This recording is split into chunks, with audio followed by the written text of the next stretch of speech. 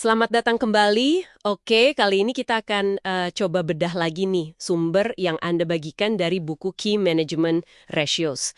Fokus kita sekarang di bab 4 ya, tentang laporan laba rugi atau Profit and Loss Account. Misi kita kali ini, bongkar bareng-bareng apa sih isinya, gimana cara kerjanya, dan yang paling penting, kenapa Anda perlu banget paham ini buat ngukur performa finansial bisnis. Secara singkat sih, laporan ini kayak rapor keuangan periodik gitu ya, biasanya setahun. Isinya ya nunjukin perusahaan itu untung apa rugi selama periode itu. Kedengarannya simpel kan? Iya, konsep dasarnya memang gitu. Pendapatan total dikurangi biaya total. Tapi pasti ada detailnya kan? Nggak mungkin sesimpel itu aja. Nah, betul banget. Justru di detailnya itu yang sering bikin menarik sekaligus rumit. Angka pendapatan sama biaya itu kan dihitung pakai aturan akuntansi yang ketat ya. Sebagian besar sih logis, tapi ada beberapa aturan misalnya soal perlakuan biaya riset atau metode penyusutan aset. Itu kadang bisa terasa agak, gimana ya, agak aneh mungkin. Dan efeknya lumayan loh ke angka laba akhir yang muncul di laporan. Nah, itu dia. Jadi penting banget buat Anda ngecek asumsi akuntansi apa yang dipakai sama perusahaan itu. Contohnya yang tadi disebut, soal penyusutan. Kalau metodenya beda, misal garis lurus lawan saldo menurun. Angka laba yang dilaporkannya bisa jadi beda loh, apalagi di tahun-tahun awal aset itu dipakai. Padahal mungkin operasi bisnisnya ya gitu-gitu aja. Sama aja. Makanya ini jadi krusial kalau Anda mau bandingin, katakanlah, dua perusahaan di industri yang sama. Harus lihat asumsinya dulu. Waktu tertentu, beda sama neraca. Ah iya, neraca kan kayak snapshot ya. Foto kondisi keuangan di satu titik waktu aja. Tepat. Nah, kalau laporan laba rugi ini rentang waktu. Artinya, pendapatan sama biaya itu harus dicocokkan atau di-match ke periode yang benar. Ini nih yang kadang suka bikin bingung. Contohnya gimana tuh? Oke, misal perusahaan beli gedung baru pakai uang kas. Hmm. Nah, uang kas yang keluar itu bukan langsung jadi biaya semua di laporan laba rugi tahun itu. Oh ya? Kenapa gitu? Karena gedung itu kan aset jangka panjang, manfaatnya dirasakan bertahun-tahun. Jadi yang masuk sebagai biaya itu adalah depresiasi atau penyusutannya per tahun. Ah, oke. Jadi biayanya dicicil gitu ya, selama masa manfaat gedungnya? Betul dialokasikan. Sebaliknya nih, contoh lain. Kalau perusahaan bayar cicilan pokok pinjaman bank, Itu biaya bukan? nah itu juga bukan biaya di laporan laba rugi. Loh, kenapa lagi? Kan keluar uang. Iya, keluar uang kas, tapi itu cuma kayak mindahin uang dari kantong kas buat ngurangin utang di neraca. Aset kas turun, utang turun. Nggak langsung kena ke laba operasi di periode itu.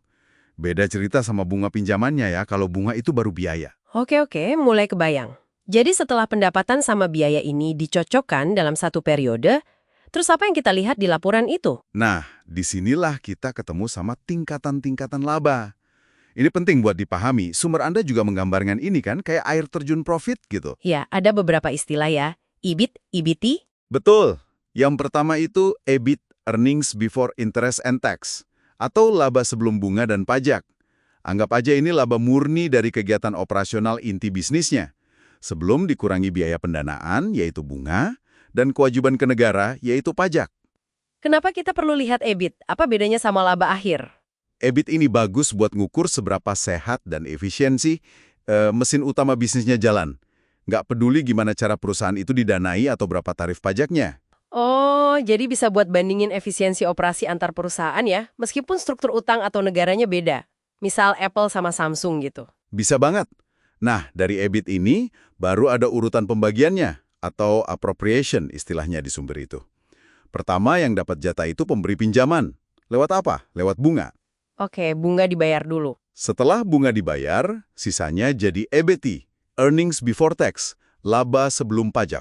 Abis itu baru giliran pemerintah ambil bagian ya, lewat pajak penghasilan. Tepat sekali. Setelah pajak dibayar, nah, baru kita sampai di EAT, Earnings After Tax, laba setelah pajak. Ini yang paling sering kita dengar sebagai laba bersih atau bottom line. Laba bersih ini berarti yang jadi haknya pemegang saham dong? Betul, ini haknya pemegang saham. Tapi Tapi, Ada tapinya? iya, nggak selalu berarti semua laba bersih ini langsung dibagiin jadi dividen tunai ke pemegang saham loh. Oh gitu, terus diapain sisanya? Nah, sebagian dari EAT ini bisa aja dan seringnya memang ditahan oleh perusahaan. Namanya RE, Retained Earnings, atau laba ditahan. Uang ini diinvestasikan lagi ke dalam bisnis. Buat beli mesin baru mungkin, buat riset produk, buat ekspansi pasar. Macem-macem lah. Jadi laba ditahan ini nambah modal perusahaan buat tumbuh lagi ya? Persis. Jadi dengan paham tingkatan laba ini, EBIT, EBT, EAT, sampai RE, Anda jadi dapat gambaran yang jauh lebih kaya. Bukan cuma sekedar untung sekian, rugi sekian, tapi lebih ke dari mana untungnya, gimana struktur modal ngaruhinnya, terus labanya lari kemana aja. Jauh lebih dalam ya? Iya, lebih kelihatan ceritanya. Oh ya, sumber Anda juga sempat nyebut sedikit soal extraordinary items atau pos luar biasa. Itu apa lagi? Itu keuntungan atau kerugian yang sifatnya besar dan nggak biasa, nggak terkait operasi normal. Dulu sering dipisah, tapi sekarang aturannya udah lebih ketat. Kenapa diperketat? Biar nggak gampang disalahgunakan buat katakanlah memoles laporan kinerja, jadi biar kelihatan lebih bagus dari seharusnya. Gitu. Jadi Anda perlu lebih kritis kalau nemu pos kayak gini. Oke sip, jadi rangkumannya nih ya, kita udah kupas soal laporan laba rugi dari sumber Anda. Fokusnya di pendapatan, biaya dalam periode waktu tertentu. Terus pentingnya ngerti asumsi akuntansi di baliknya. Dan juga berbagai tingkatan laba, EBIT, EBT, EAT, sampai laba ditahan. Ini alat vital buat ngukur denyut nadi kinerja periodik perusahaan. Nah, sebagai penutup nih, mungkin satu hal buat Anda renungkan ya. Mengingat tadi kita bahas gimana aturan sama asumsi akuntansi, kayak metode depresiasi itu bisa membentuk angka laba yang kita lihat. Pertanyaannya adalah, seberapa dalam sih Anda merasa perlu buat gali cerita di balik angka sebuah laporan laba rugi sebelum Anda benar-benar yakin sama gambaran kinerja yang disajikan? Pertanyaan bagus tuh. Semoga pembahasan kita kali ini ngasih pemahaman yang lebih tajam dan praktis ya dari sumber yang Anda bagikan. Sampai ketemu lagi di pembahasan berikutnya.